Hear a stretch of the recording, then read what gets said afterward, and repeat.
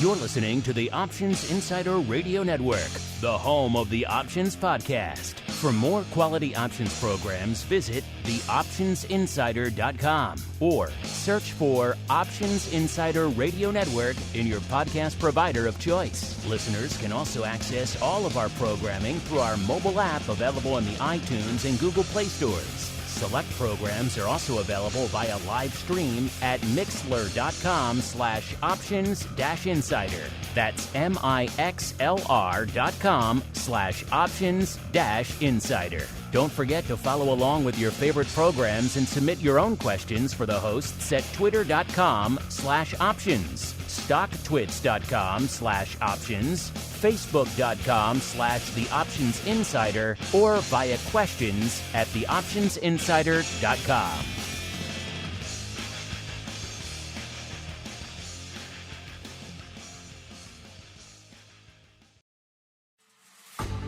Welcome to Volatility Views, the premier program for volatility traders. Each week, we'll take a deep dive into the world of volatility with in-depth analysis, trading activity reviews, strategy breakdowns, cutting-edge education, and much more. We'll also bring you exclusive conversations with the traders, researchers, and asset managers who are reshaping the volatility landscape. If it involves volatility, then you'll find it on Volatility Views.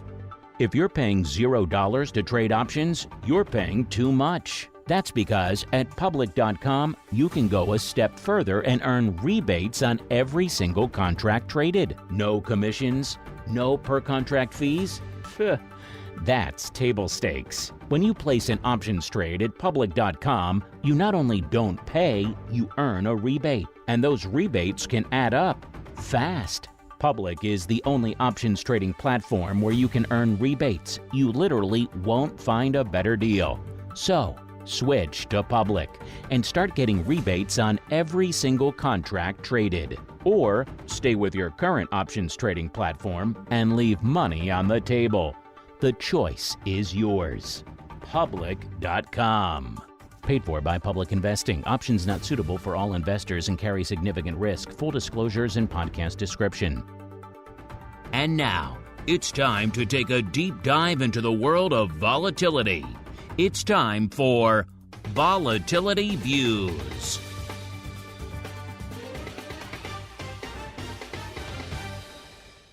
All right, everybody. That music means it is noon Central. It is 1 p.m. Eastern. It is time once again to hold court on all things volatility. Yes, it is time once again for Volatility Views. My name, of course, Mark Longo from the OptionsInsider.com. A couple of things remind you over here at the top of the show. First off, if you like what you hear, you want to have more shows keep coming your way, then make sure you support the folks who support the show. Head on over to public.com/VV. It's one of the easiest landing pages we ever had to promote. Public.com/VV to go there and kick the tires and light the fires on their brand new options platform. They say they're ready for you big dogs, the VIX and vol traders out there. Go prove it to them. Head on over public.com/VV. A great way to support the show while you're at it. And of course, while you're heading over to landing pages, head on over to theoptionsinsider.com/pro. If you'd like to join us after the show for a little fun partay we call Options Oddities, I'll be joined by the options guy himself, Mr. Brian Overby, to talk about all the weird, wild, and whimsical paper that came across our radar this week. Theoptionsinsider.com/pro is the place to go as we go around the horn, see who's joining us on the old program today. First, to the Southern Volatility Mecca we go, where we are joined once again by the greasiest of meatballs, Mr. Mark Sebastian from OptionPit.com. Mr. Meatball, welcome back to the show, sir. Hey, happy Friday. Good to be here. Excited to talk all things volatility. All things volatility, indeed. It is in our tagline, after all. We are legally obligated. As we keep on rolling, is he in the hinterlands of Chicago? Is he out there on the grounds of Indiana University, corrupting young minds for future generations? We shall find out. He is Mr. Russell Rhoads, a.k.a. Dr. VIX/VSTOXX. Mr. Rhoads, welcome back to the program to you as well. As always, happy to be here. Missed you fellas last week, but I was doing duty for my primary job at the Kelley School of Business. But happy to be back, and I got some stuff to talk about with respect to VSTOXX, which I know how much you love it when I jump the gun on stuff. But I love it. let us go in order now. Let's pretend there is no order to the program at all. Let's just go haphazard, willy-nilly throughout the show as we roll on out. See who's joining us in the UVX hot seat this week. Our old friend, Mr. Noel Smith, the Chief Investment Officer and Head of Options Trading. It's a big business card over there at Convex Asset Management. Noel, welcome back to Volatility View, sir. Hey, thanks for having me. How do you fit that enormous business card in your wallet, sir? It's the size of like a license plate, and I just throw it at people. You just strap it around your neck, Flavor Flav style. Yeah, exactly, like Flavor Flav. Exactly. All right, listeners, with the team assembled and appropriate cultural references in place, let's dive right on into the Volatility Review. It's time to break down the latest developments in the volatility trading world. It's time for the Volatility Review.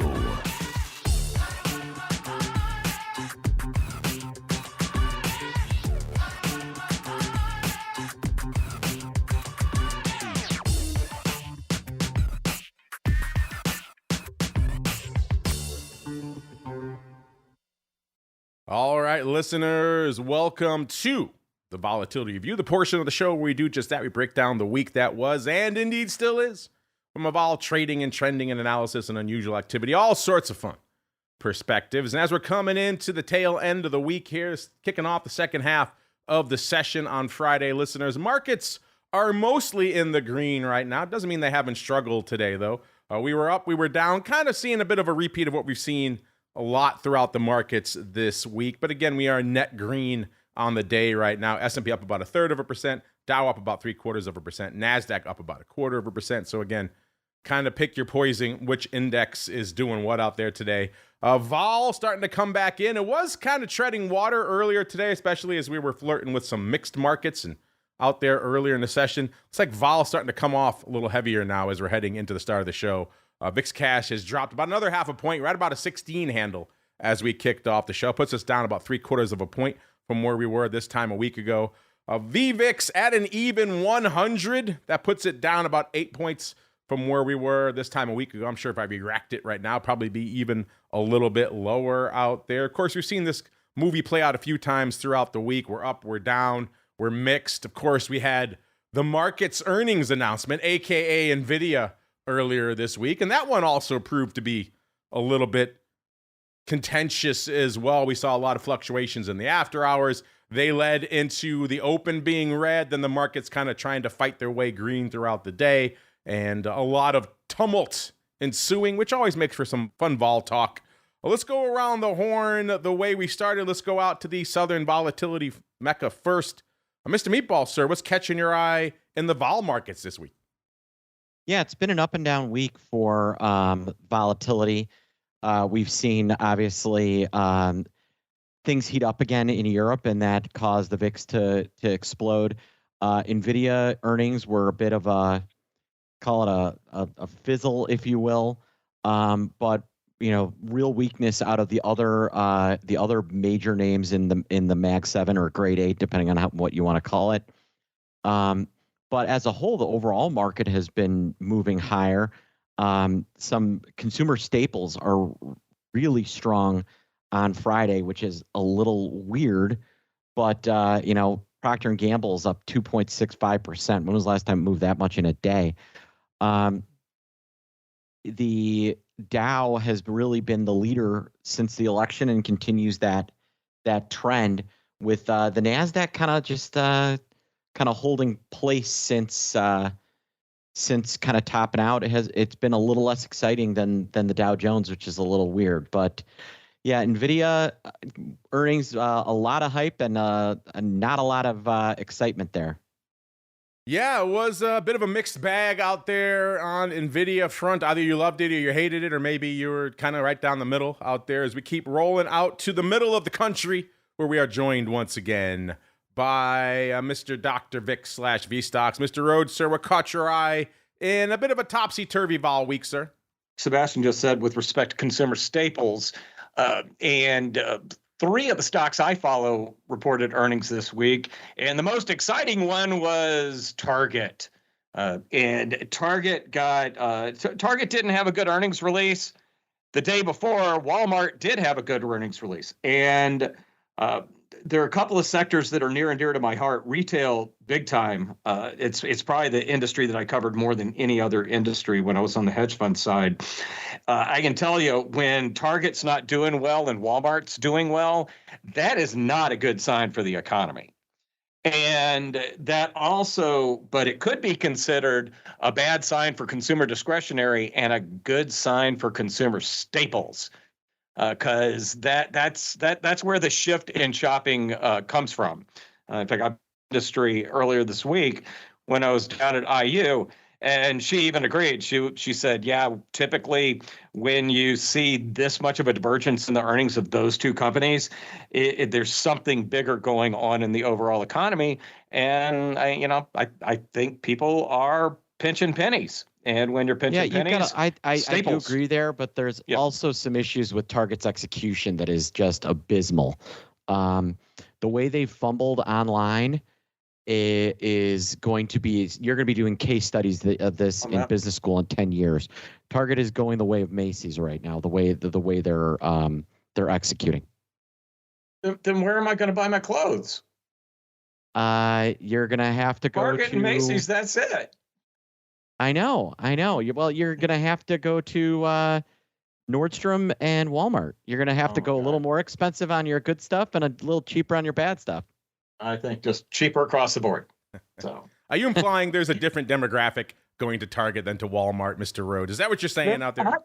Actually, the average income of a Target or of a Walmart shopper right now is just a tad over $100,000 a year. Okay, then there you go. Listen, I bet you didn't know you're tuning into Vol Views for the hot demographics of big box retail. But that's the X factor we bring to the game at the end of the day. I noticed here, Flowmaster's in the chat. He said he was having a hard time hearing you, Mr. Meatball. So you sounds fine to me. Oh, really? Mr. Flowmaster. Looks like the rest of the chat can hear. I'm guessing it's an issue on Henry's end. He always has device and hardware issues. You sound fine to me. So let us know, listeners in the live chat, if you can't hear the Meatball for whatever reason. As we keep going around the horn, let's go out to the UVX hot seat, where we are joined once again by Mr. Smith. If you have anything to add on the great demographic debate, Target versus Walmart, have at it. And then B, what's catching your eye out there in another topsy-turvy vol week, sir?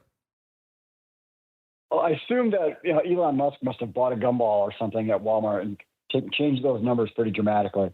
And I assume also that Russell will end up buying the rest of his stuff at the local Bloomington Gucci store for the rest of his clothes. Vol-wise, we're basically back to where we were on Monday after NVIDIA ended up being kind of a nothing. And, things have really normalized. So I think that, if Santa is coming to town, that now is kind of the time. Uh-oh, you looking for a little Santa Claus rally, sir? I am. Oh, a little taste of what's to come, maybe a little bit in the crystal ball out there, listeners, as we keep on rolling out into the land of the volatility surface. Obviously, November rolling off the board since our last program. Speaking of Santa, December now slotting into that pole position. I know empirically we are at the end of the year from a calendar perspective, yet it's still crazy to me to see we're already at December as the front month in VIX futures. It doesn't seem like the year is that close to being done, but that's where we are. Listeners out there, that front month, that's down a little over a third of a point from where it was this time last week. So vol kind of gently coming in to start the show. It'll be interesting to see if that accelerates as the program continues. Past this prologue, quiet weekend, not a heck of a lot else really lighting up the tape. We probably will see vol come in, but you never know what's going on the geopolitical front. The worm can turn. All sorts of things can happen. We've seen it happen many times on the long run of this show, listener. Second half of the show, bam, something crazy happens, and it's a completely different scenario than it was at the start of the show. The Jan future slotting into second place there. That's down about 0.4 of a point from where it was this time last week. And again, as you can probably imagine, going all the way out to July of next year, we can't even sniff a 20 handle. The closest we get is actually in July at about an 18.20 out there. Let's go around the horn the opposite of the way we just started. Let's go out to Noel first. Noel, sir, what's catching your eye out there on the vol surface this week? Really, the renormalization of a lot of stuff, and also the reach in Walmart is something else that kind of caught my eye. And if you just look at really everything is kind of breaking out as I'm talking. It's not that so much that it's ripping, but we're really right at the highs. Balls kind of coming in. There's really nothing all that alarming on the macro front, absent any kind of war reignitement, in Ukraine and Russia. So if that I also see manifesting in the skew. If you look at skew, it's kind of bid, and it probably will maintain that bid, just in the sense that vols come in, and if there is going to be a reinvigoration of war drums, that's probably where that skew is coming from. And I'm glad you brought up skew, because I was just going to ask you. I think I'm legally obligated to ask you. It is in your name, after all, Convex, about all things skew. So from your perspective, it's a little bit bid, but obviously not as crazy as it was even a few weeks ago, no? No, it's the yin and the yang of, obviously there's been some provocative action by the current administration, but in the same token, we're looking to change administrations in 2 months, not even. So it's really difficult to say what will happen with that. I think that prognosticating on what Putin will do in a war event is crazy, but I can say that skew is bid, and people are mindful of that. The other thing to think about is that skew might be bid for the simple fact that we're at highs, and people don't want to necessarily give up any performance. So given the fact that it's a little bit bid, would you say it's a good time for folks to go out there and nibble on your proverbial 25 delta put, or should they maybe be looking for bargains or looking for something else? I'd probably look in the VIX space, a 25 delta put. If we keep going up, say we go to 6,100 or something, that's a large number. Your 25 delta put will now be a 10 delta put, and we'll just kind of melt on the vine. I think that you can probably get better hedging functionality within the VIX space. There you go. Maybe you don't want to put on your proverbial 25 delta put. Maybe to VIX we go. Well, we'll get there in a little bit, listeners. First, let's go out to Indiana University. Mr. Rhoads, first off, are you down with that? Are you preferring a little bit of VIX upside to SPX downside right now as a hedge? And then B, what's catching your eye on the vol surfacer? A twofer, if you will. I need to hedge because I'm short.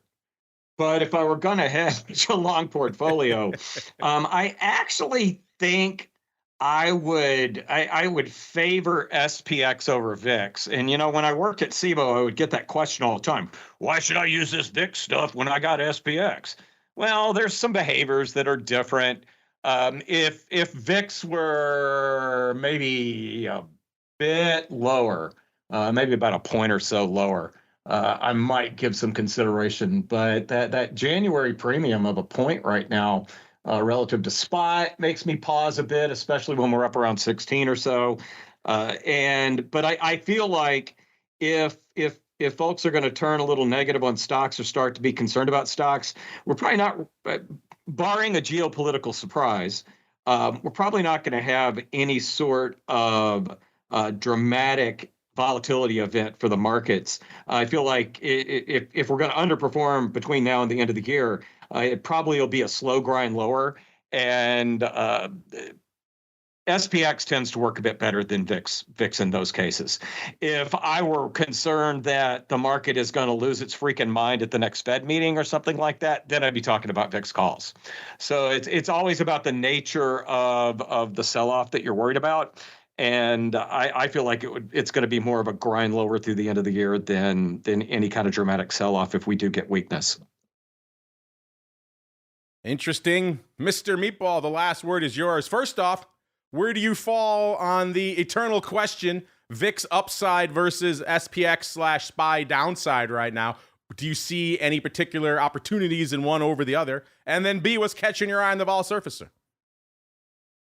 Yeah, to Russell's point, I think near term, and to Noel's point, I think near term, if you're hedging because of the way vol has been moving with blowups in Europe, VIX might be your better near-dated hedge, just because that we've seen the market not really sell off that much, but vol pop.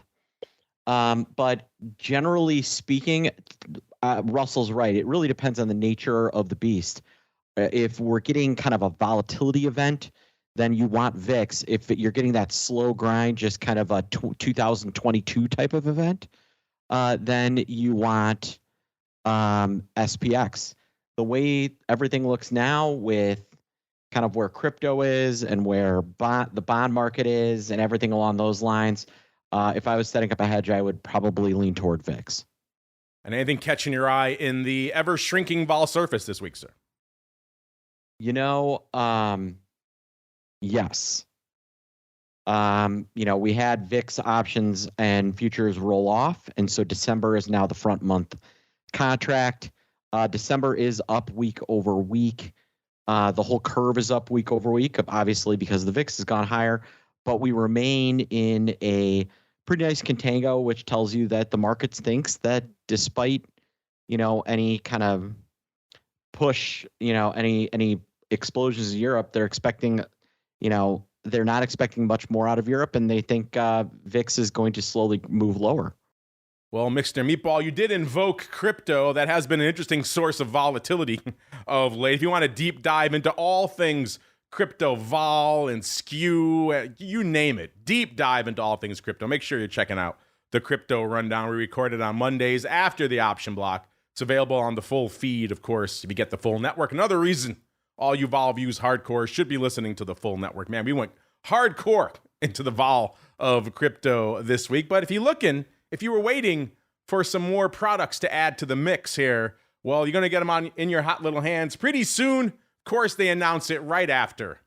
They approve the options on iBit literally right after we turn off the microphones on the Crypto Rundown this week. Can't catch a break there. But now, so all you folks who've been waiting, you've been wondering, here they come, listeners. We've got options in our hot little hands out here. And SIBO adding more to the mix now. Going to launch the first cash-settled options product related to spot Bitcoin, as they say, on Monday, December 2nd. Even going to get some flex on there. So if you've been not really super jazzed about, let's say, BITO and some of the other options you've had out there, pun intended, you got new ones to add to the mix. Of course, you have the hot and heavy iBit that everybody's loving out there right now. So even if you're not a crypto head, there's volume and there's volatility out there, which are the two things options traders really look for. So there you go, listeners. Yet another element to maybe add to your arsenal out there on the vol trading landscape as we continue to gaze farther afield into a little bit of the old international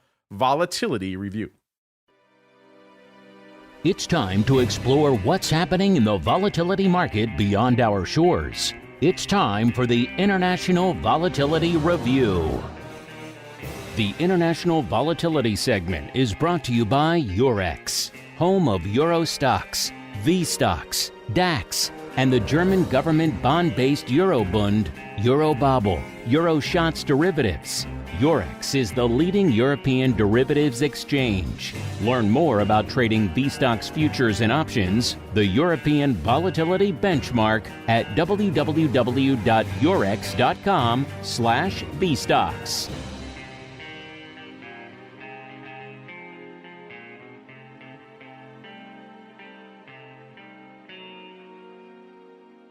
All right, everybody. Let's get down to business. A little bit of international vol. As the Meatball alluded to, things looking a little bit frothier across the pond from a vol perspective.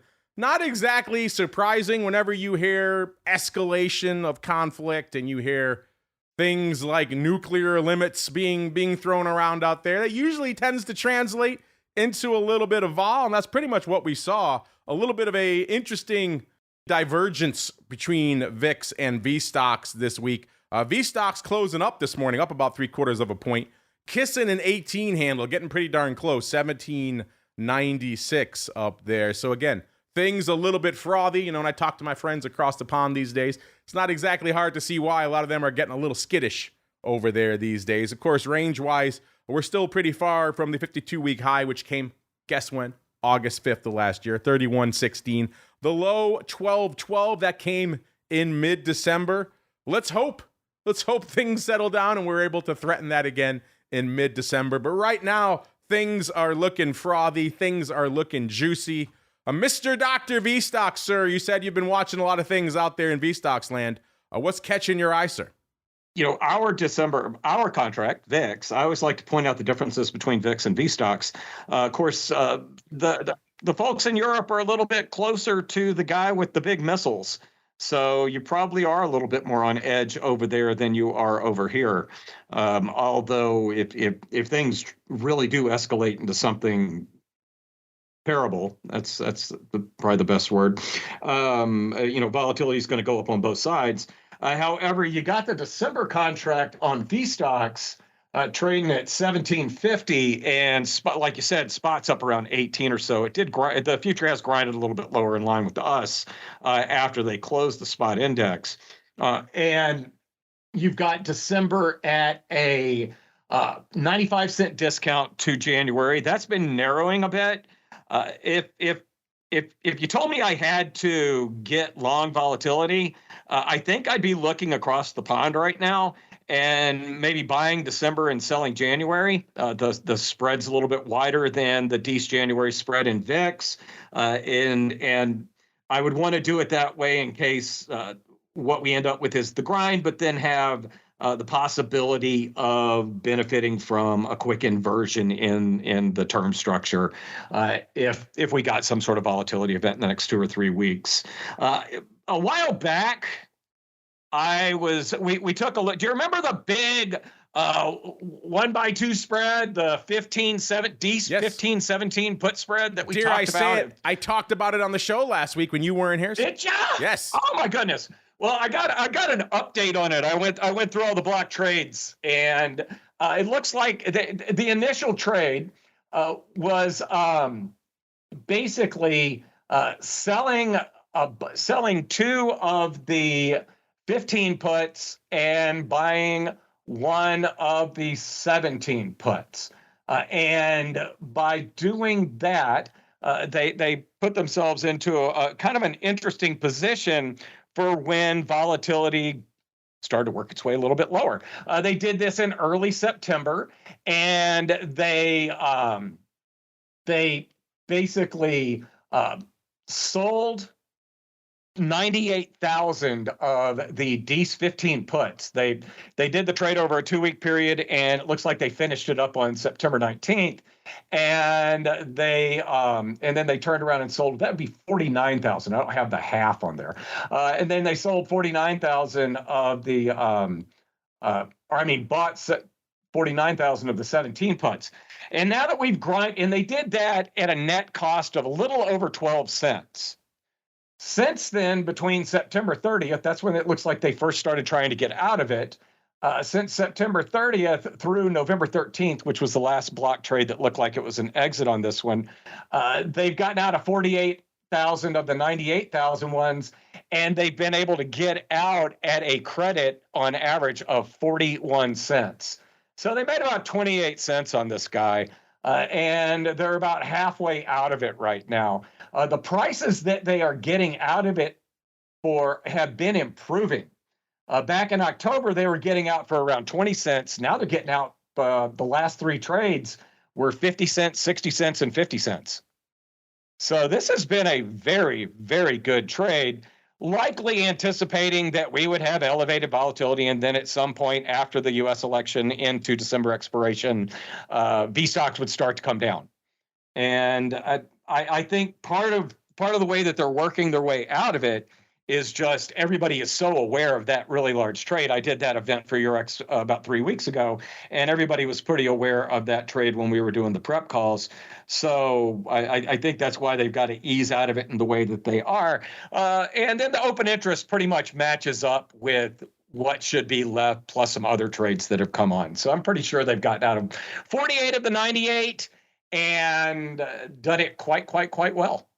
Yeah, I like that. We talked about that last week. I kind of hypothesized, why don't we see that more often in VIX? You know, we see ratios to the upside, very rarely to the downside, let alone for that size. Clearly it worked out here. I'm also on board with them getting out of it now. Given what we're seeing in VSTOXX right now, what's going on in Europe, I think you're right. I think the play is to the upside in the near term, and they probably are seeing that writing on the wall as well. So they're getting the heck out of Dodge. So yeah, nice to put it on for a decent level, and to get a credit to take it off, never a bad thing, Mr. Rhoads. So they win, and they win again, taking it off. Not a bad thing, sir. Anything else catching your eye in the land of VSTOXX, sir? Just the elevated level of VSTOXX, which is normal. That's not where we've been most of the year.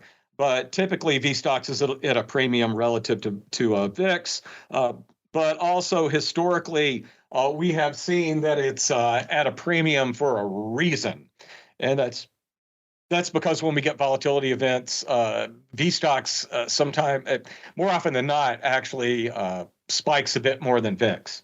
So that's one of the reasons it's at a premium, because there's a bit more risk in getting shorted. Well, listeners, did you like that 1x2? Are you down with that idea that maybe in the terms of upside in the near term, VSTOXX is the play? Certainly looking a little bit frothier right now than VIX is right now, but that can, of course, turn on a dime. Speaking of VIX, let's get out there right now. And before I start breaking down the numbers, Noel, you did inspire us with your kicking off this debate about VIX upside versus, SPY, SPX downside. So we thought, you know what? Who better to answer this question for us than our beloved audience? They are the ultimate arbiters of all things at the end of the day. So we put out a little flash poll to run during the show, Noel, and we said, hey, if you're looking to hedge SPX through the end of the year, so we gave them a time frame through the end of the year, are you going to use VIX calls or SPX put/put spreads? Mr. Noel, since this was your idea, you're to blame for this. Which way do you think our audience is going right now, sir? Ooh, so asking the audience, I don't know the audience well enough, but I would say VIX. So, a couple things that I wanted to push back on what the guy said, and also wanted to echo what Russell had just said about VSTOXX. First off, I love his trade, the idea of having a calendarized VSTOXX versus VIX, because if you do get an activity that's going to be a vol event, especially if there's a dearth of liquidity in the U.S. markets, I really do think that manifests on a pro rata basis more than in the U.S. market, in the European market. So I think that's a really good trade.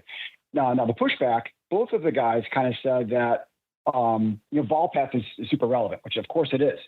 But if it's a known-ish known, something like, well, in 2022, we knew that the market might go down because of an increase in rates. So it was a known problem. And therefore, the rate of decline in the marketplace, even though the absolute value over time was high, the slope of that change was fairly shallow. And it's kind of the same problem now. And if you compare and contrast that to 2020, where COVID came out of the blue and how violent that move was. So the known is that there might be geopolitical risk in Eastern Europe, but the ferocity of that move is completely unknown. And if you're looking at the drift of the market up in a Santa Claus rally type of an event, and that would take you away from your local gamma in the SPX, versus if something like a war does reinvigorate in Europe, then I think that the VIX will give you more gearing for that. And the VSTOXX even more on top of that. And how to hedge that out, you go right back to Russell's trade. So I know that was a lot of words, but I really like what he was talking about, and I think it makes a lot of sense.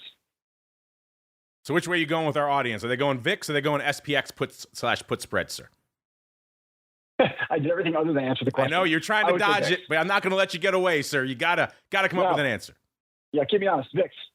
VIX. Okay, our audience disagreeing with you right now, but only slightly. 60% going for the SPX put/put spreads. 40% for VIX calls. It's fluctuating though, so we'll check back in with it towards the end of the show and see which way they end up going. Speaking of VIX, let's head out there now, listeners. Is VIX blowing the doors off today? The answer is no. Kind of sleepy yesterday, too, which was weird given the fact that the rest of the market was almost literally on fire yesterday. SPY, SPX putting up wild numbers. One of the heaviest days we've seen in quite some time, if not ever, in terms of how much paper it cost you to break into our top 10 on the option block. And yet VIX could barely put up 200,000 contracts by the time we got to it in the show. Very weird out there. And VIX looking similarly laggard out there today. Listen, doesn't seem like it wants to get out of bed. A little bit better today, though, than yesterday. 276,000 contracts on the tape. That's against an ADV of 839, which is pretty much unched from what it was this time last week. If you get to our beloved top 10 out there in VIX land right now, listeners, you will see we are exactly evenly split. 50-50. Call versus puts. Read into that what you will, listeners. Cost you 180,000 contracts to break into the VIX top 10 this week. Again, we have Nove rolling off the board. That's taking some OI with it. So 180, that's respectable. It's about kind of what you expect all things considered, to break into the top 10 in VIX. That gets you to the D's doubles, the D's 55s. Right back at the fun, listeners, here in VIX land. Number 9 going the other way, 181,000 of our first of 5 puts. This time it's the Jan 17s. I haven't talked about a lot of Jan downside. Jan 17 puts. An interesting selection, listeners. Number 8, 205,000 of the Jan 42 halves. Right back at it. Number 7, listeners, 222,000 of the Jan 30s, 3-0s. Number 6, 226,000 of the Dece 16 puts. Number 5, 241,000 of the Dece 14 puts. Number 4, 247,000 of the, all things considered on this chart, comparatively reasonable Dece 20s. And then if that's too reasonable for you, how about number 3, 265,000 of the Jan 50s. So right back to the fun, listeners. And then number 2 and number 1, perhaps also indicative of where we are in the vol space right now. Number 2, 267,000 of the Dece 15 puts.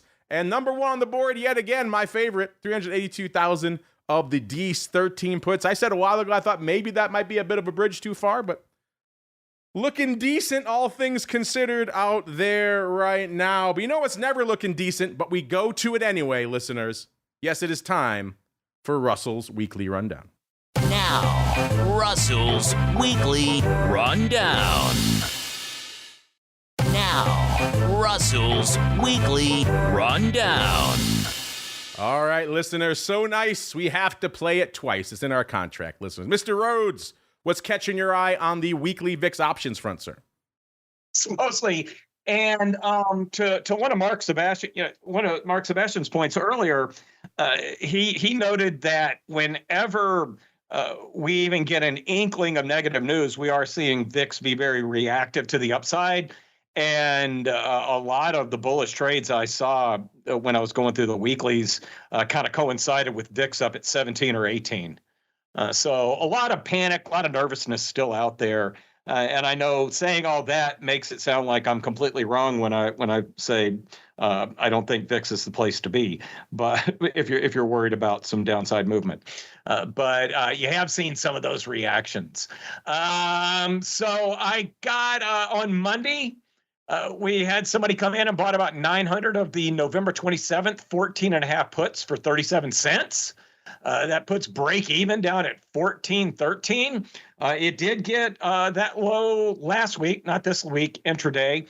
There's probably a little bit of smartness around that one because you're going to be looking at a VIX settlement the day before Thanksgiving. I have not gone back and looked at what those weekly VIX settlements look like on that Wednesday before Thanksgiving, but it's it's not a it's one of those days that we have a really interesting calendar effect.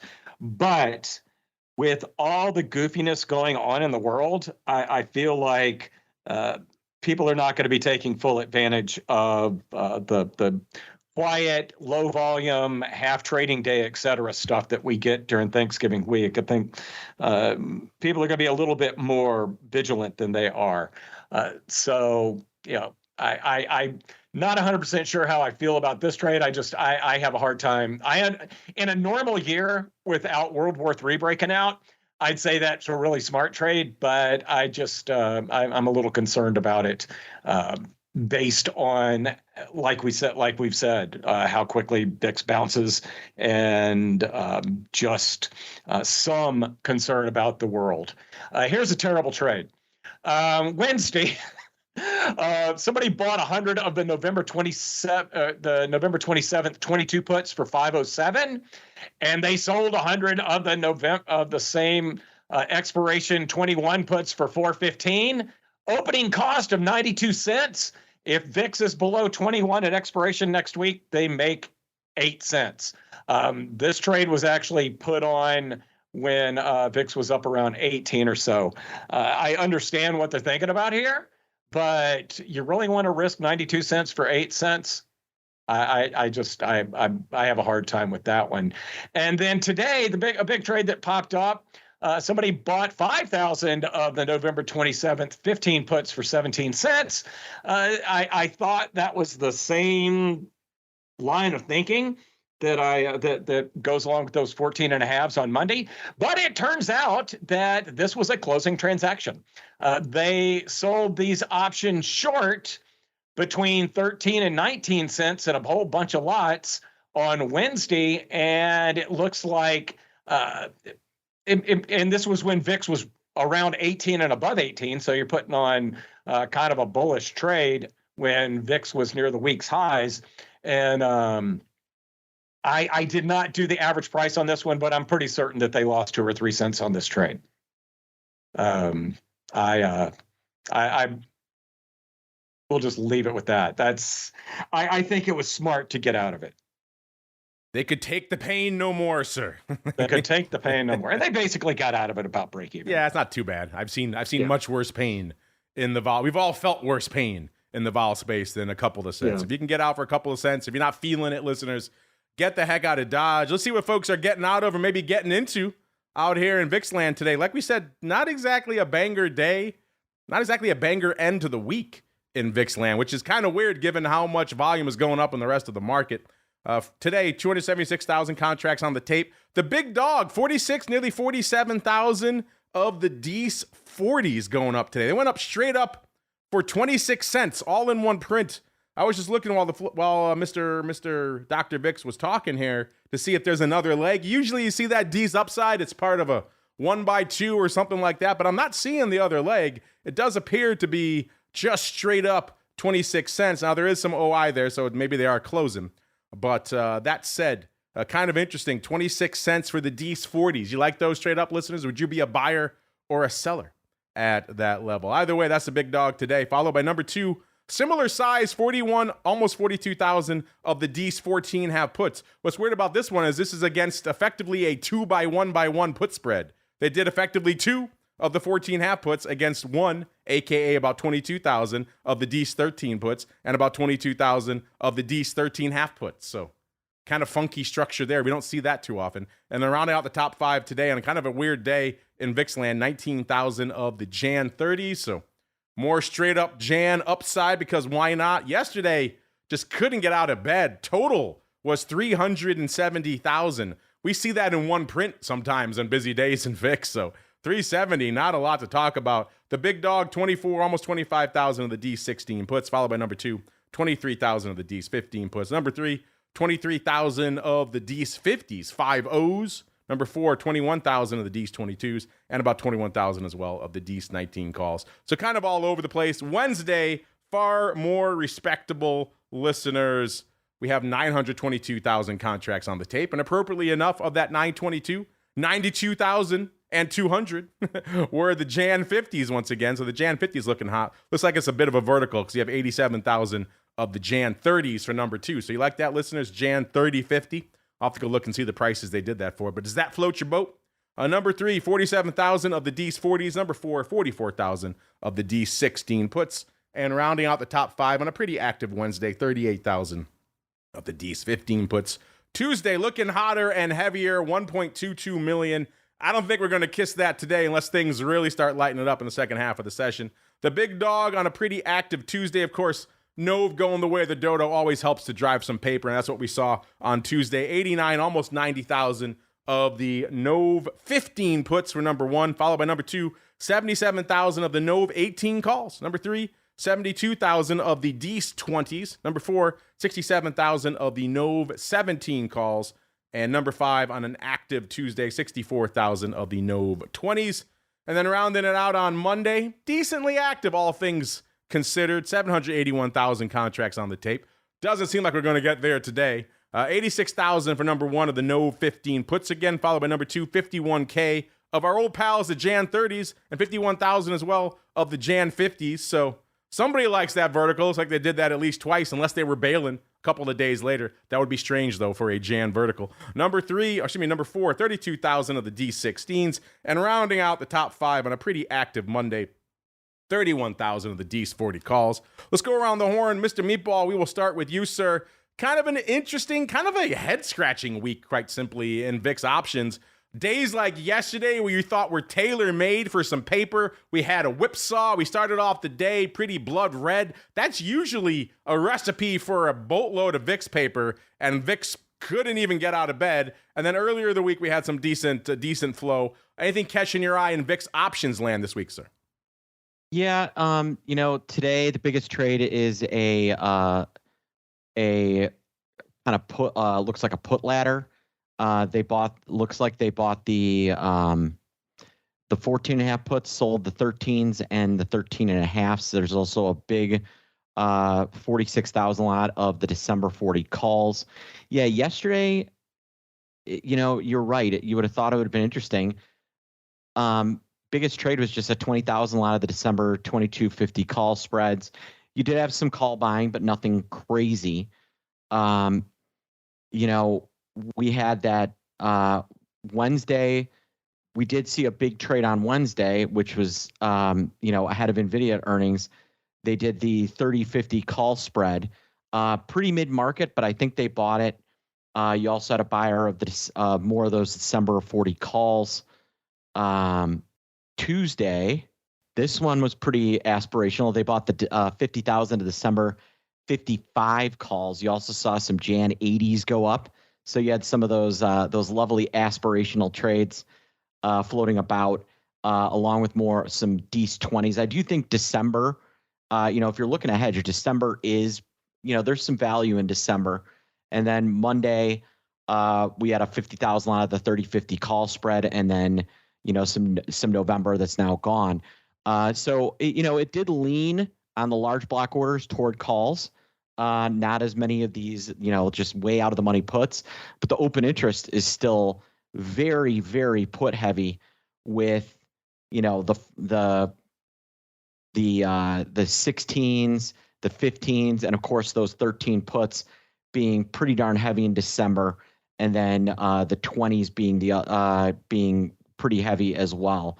But the open interest, at least for December, is pretty darn put heavy, and which is pretty unique. Now, speaking of unique, we don't talk about a lot of ladders in VIX land. We usually see them going up if we do. Usually on the futures option side quite often. Maybe in a lot of people like them in nat gas and other products. I've never been a huge fan. We don't see a lot of ladders to the downside either, which is kind of weird. Mr. Meatball, are you a fan of that setup? I guess it's all right. It's kind of like trying to get the 13.25 puts in this case, versus the 13s and 13.5s. But I would probably, I don't know that getting 9 cents for the 13 puts is that awesome. I would probably just do the 14, 13.5, 14.5, 13.5. Yeah, I've never been a big fan of ladders in either really direction, and certainly not in VIX to the downside. Kind of a weird one, but hey, that's why we do the show, listeners, to point out the weird flow. Speaking of flow, is there anything flowing out there in the beloved land of the VIX ETPs? Let's find out. Let's go out to SVIX first. 27.10 as we kicked off the show, and still pretty much exactly there, so not really moving a ton throughout the show. That puts it up about exactly a point from where it was this time a week ago. Again, the volume struggles persist out here in SVIX. The ADV is 6,300. That's not a lot, but at least it's unchanged, so they're stemming the bleeding, but doesn't seem like that's happening today. Only 2,000 on the tape today, so no joy out here in Mudville and SVIX land from an options perspective. The big dog position out there right now are the Nov 28s expiring next week. 2,770 of those bad boys. So interesting strike. Yeah, certainly can threaten that if we keep giving up the ghost here by next week. Interesting stuff. Since we're being even, Steven on the show also mentioned SVOL 2180 up 0.3 of a point. Again, not a big options player, less than 100 contracts on the tape, and the ADV is about less than 300. We'll start with Noel, actually. I know we talked in the past about some of your preferred or perhaps less preferred vol ETPs, but are you a fan of the inverse vol space and anything catching your eye out there, sir? Yeah, I am. I trade it all the time. I'm rooting for SVIX, but it doesn't really have the options volume that can make me do much in it. So if I'm doing anything in the VIX ETPs, I do tend to gravitate toward the VXX. Simply for the reason that there's tighter spreads and there's more liquidity. So that's pretty much it. So instead of looking at, SVIX calls, I look at, VXX puts. I'm with you there. I mean, not so much the VXX, but just the liquidity. They added weeklies in SVIX, and I said, oh, that's great. Here we go. That's what I wanted. Then I looked at the markets, and they're a nickel bid at $2. It's like, what am I supposed to do with this? So they're great in theory, but they need a little bit more seasoning to really get there. Mr. Rhoads, your beloved SVIX, up to anything out there this week, sir? A little bit at 27 on the close today, but I'll just leave those calls out there because, like you said, I put a dime bid in a couple of times just to get out of them, and the open interest is a whopping 92, and the spread is, I don't know, like 35 cents or something ridiculous. Whenever if I pull my bid to cover, the bid completely goes away. And then if I put that order back in, the market makers show up. So I think I'm just stuck with it. Roach Motel, sir. You can get in, but you can't get out. Mr. Meatball, you're out there plugging away on your newsletter in SVIX. Anything catching your eye out there this week, sir? Well, it had a nice dip, but then kind of has rebounded. With the curve shaped as it is, it's generally going to move higher. If we don't see any more of this silliness out of Europe, it's picking up about call it 0.1% a day. So that'll be what that'll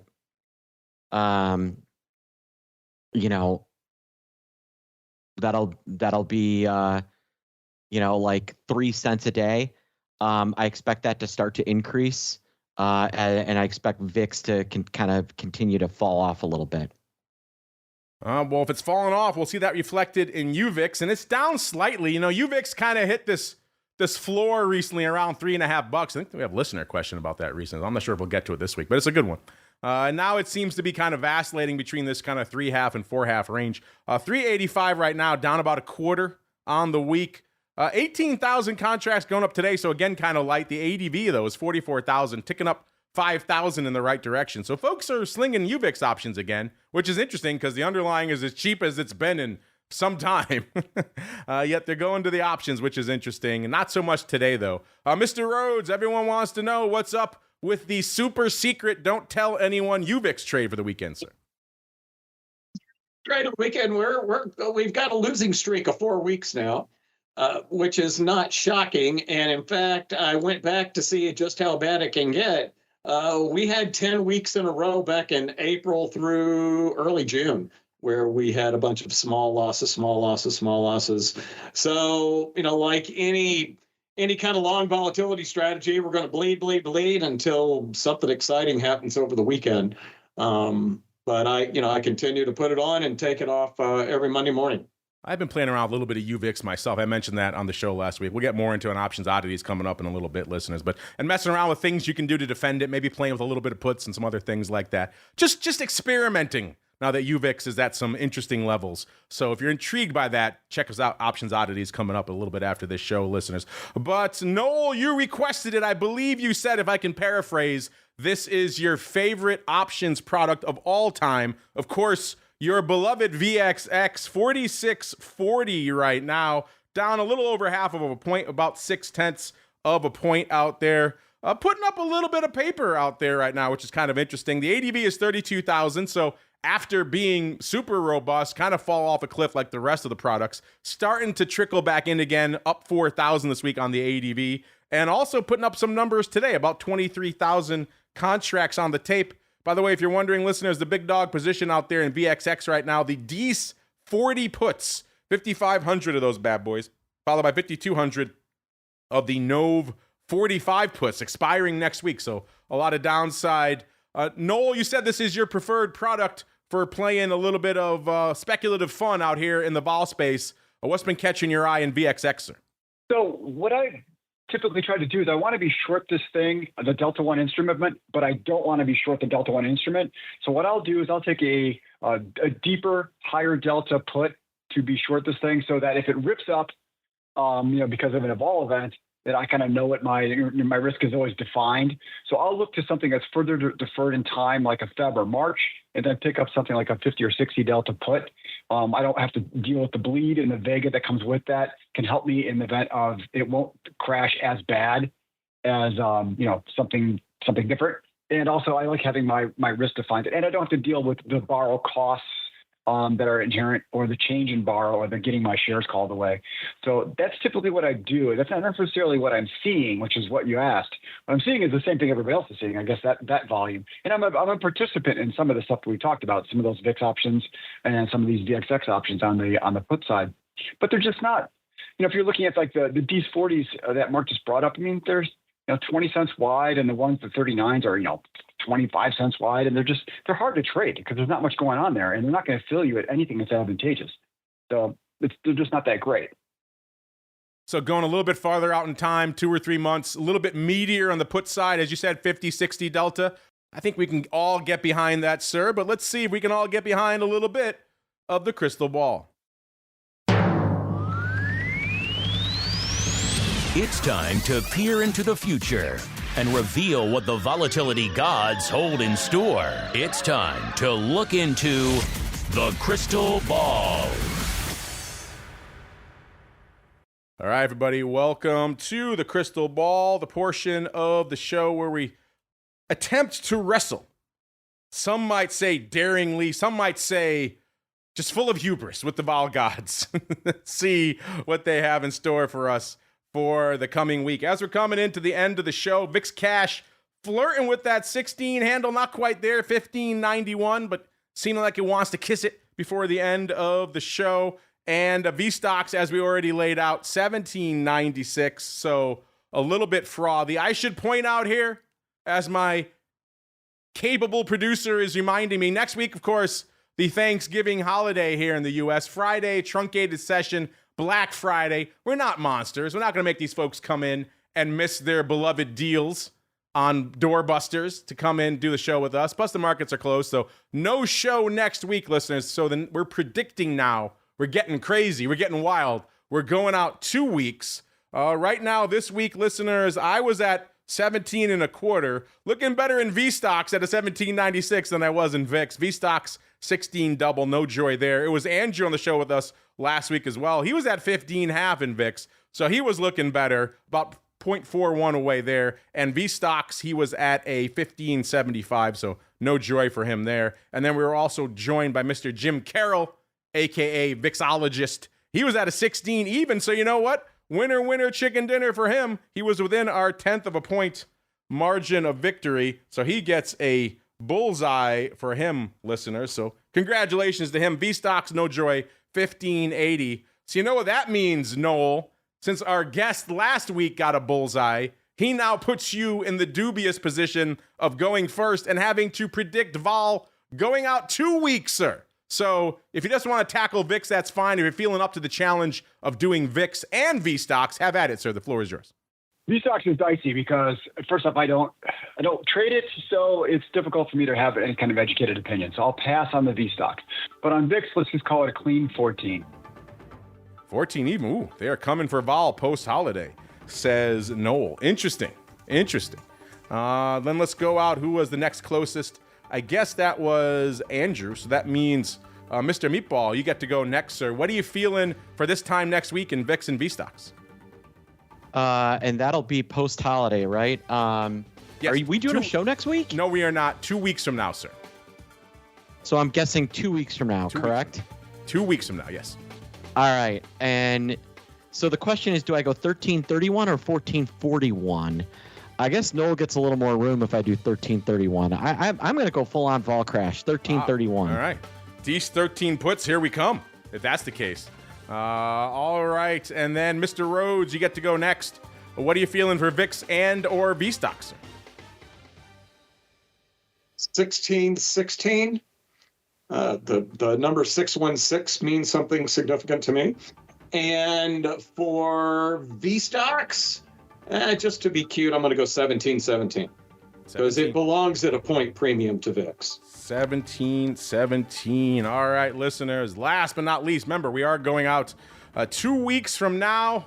I can easily see the argument for a vol crash, but I'm kind of feeling more along the lines of what Mr. Rhoads is putting down, where things are a little bit frothier. Maybe, I hope it's not the case. So we don't want to see stuff popping off in Europe, but it does seem a little bit of that trickle of concern is floating in, especially in VSTOXX when I get there in a second. I'm going to say it's going to be at a 1655 in VIX. So not quite crazy elevated, but a little bit frothier than we are right now in 2 weeks. And for VSTOXX, because we're holding on to a premium, we're going to expand that premium. We're going to say 1825 for VSTOXX. So there we go, listeners. That is your market for this time next week. That music means we have come to the end of our sojourn in the world of vol. Noel, you did a great job in the UVX hot seat.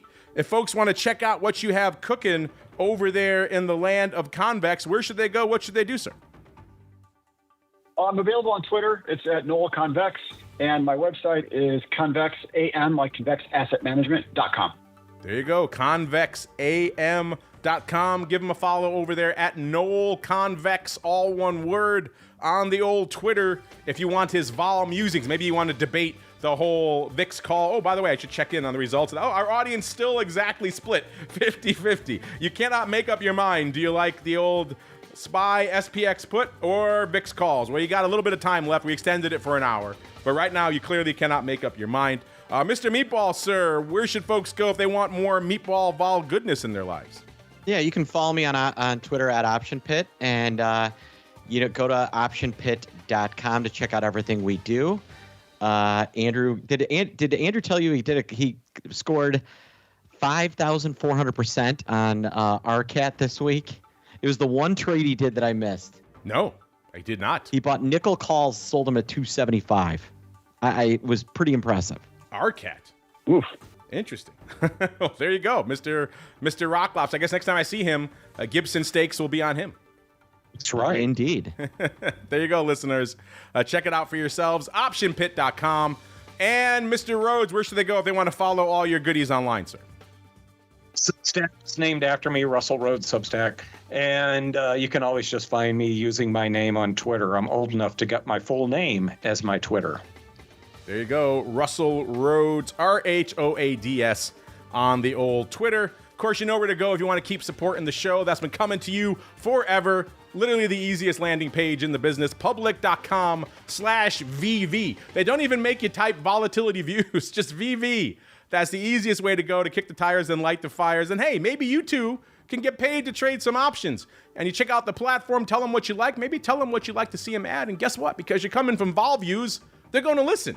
So public.com/VV to kick the tires and light the fires. And of course, while you're checking things out online, you know where to go to learn more about all things VSTOXX, urx.com/VSTOXX to learn more. And again, we were saying it earlier in the show, it does seem like there's some interesting, potentially scary things going on in Europe, and indeed maybe some interesting things, some potential for some upside perhaps in VSTOXX. So if you're looking for some trades into the end of the year, might behoove you to at least keep an eye on that index, urx.com/VSTOXX. That's going to do it for us on the on-demand side. I want to thank all of you out there who joined us throughout the week. If you missed anything, of course, it's all available on the network feed. Another reason why you should be subscribed to the full network. Hint, hint.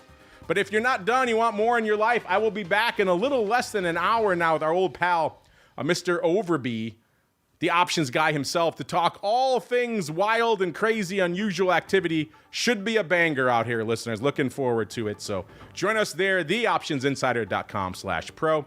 Remember, off for the Thanksgiving Day holiday next week, so we'll see you back here on Vol Views in 2 weeks. Stay safe out there, everybody. The International Volatility segment is brought to you by Eurex, home of Euro stocks, VSTOXX, DAX, and the German government bond-based Eurobund, Eurobobble, Euroshots derivatives. Eurex is the leading European derivatives exchange. Learn more about trading VSTOXX futures and options, the European Volatility Benchmark, at www.eurex.com/VSTOXX.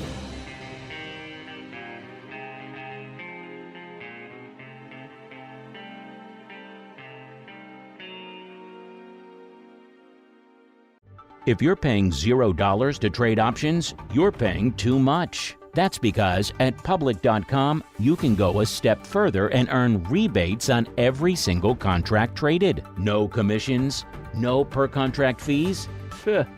That's table stakes. When you place an options trade at public.com, you not only don't pay, you earn a rebate. And those rebates can add up fast. Public is the only options trading platform where you can earn rebates. You literally won't find a better deal. So, switch to Public and start getting rebates on every single contract traded. Or stay with your current options trading platform and leave money on the table. The choice is yours. Public.com. Paid for by Public Investing. Options not suitable for all investors and carry significant risk. Full disclosures and podcast description. You're listening to the Options Insider Radio Network, the home of the Options Podcast. For more quality options programs, visit theoptionsinsider.com or search for Options Insider Radio Network in your podcast provider of choice. Listeners can also access all of our programming through our mobile app available in the iTunes and Google Play stores. Select programs are also available via live stream at mixlr.com/options-insider. That's mixlr.com/options-insider. Don't forget to follow along with your favorite programs and submit your own questions for the hosts at twitter.com/options, stocktwits.com/options, facebook.com/theoptionsinsider, or via questions at theoptionsinsider.com.